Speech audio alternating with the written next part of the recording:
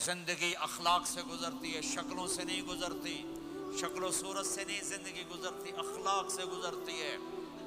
دو واقعے اوپر نیچے ہوئے، ایک خاتون میرے پاس آ کے پھوٹ پھوٹ کے رونے لگی، کہا مولانا میرا خامد کھربوں پتی ہے، اربوں پتی نہیں، کھربوں پتی ہے، پر زبان اتنی گندی ہے کہ مجھے اس نے زندہ مار دیا ہے۔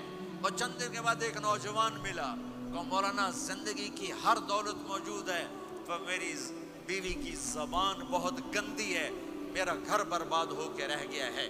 ایک جگہ عورت کی تیزی نے گھر کو آگ لگائی ہوئی ہے، ایک جگہ مرد کی تیزی نے گھر کو آگ لگائی ہوئی ہے۔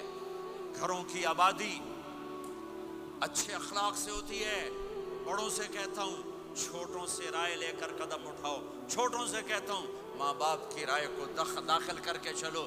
اگر دونوں میں اختلاف ہوتا ہے تو پھر ماں باپ سے کہتا ہوں اپنے بچوں کی رائے کو ترجیح دو، زندگی انہوں نے گزارنی ہے۔ یہ میرے نبی کی ایک پاکیزہ خوبصورت زندگی ہے۔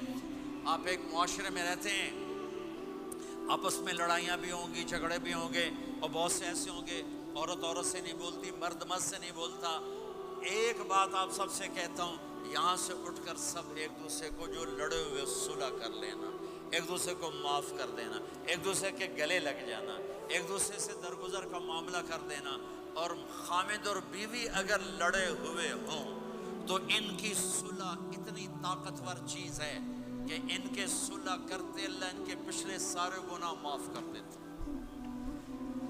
شیطان روزانہ اپنی کچہری لگاتا ہے، شیطانوں سے پوچھتے ہاں بھائی کی کر کے آئے ہو؟ جی چوری کرائی، یوں سر ہلاتا ہے، ڈاکہ، نماز نہیں پڑھنے دی، ٹھیک۔ ایک لمبی فہرست ہوتی ہے، وہ ایک لنگڑا شیطان کالا جا پچھو کھلو کے آندا ہے، استاد جی میاں بیوی نے لڑایا، کا پتر شاباش تو اگاں آ جا آ جا آ جا آ جا آ جا، اس کو گلے لگاتا ہے، اس کو پاس بٹھائے، اور کمبخت تو یہ ہے اصل کام۔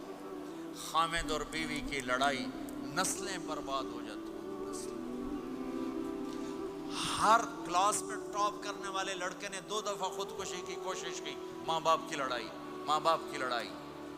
تو میرے بھائیوں اپنے نبی والے اخلاق کے ساتھ زندگی گزارنا سیکھو، سچ بولو، یہ آپ کا دیس ہے، اس کو ٹیکس پورا دو، اس کے ساتھ دھوکہ نہ کرو، اس کے ساتھ فراڈ نہ کرو، اس کے ساتھ 2 نمبری نہ کرو، دیانتداری کی زندگی گزارو، سچائی کی زندگی۔ یہاں مختلف مذاہب کے لوگ رہتے ہیں، سب کو عزت دو، سب کو احترام دو، سب کی قدر کرو۔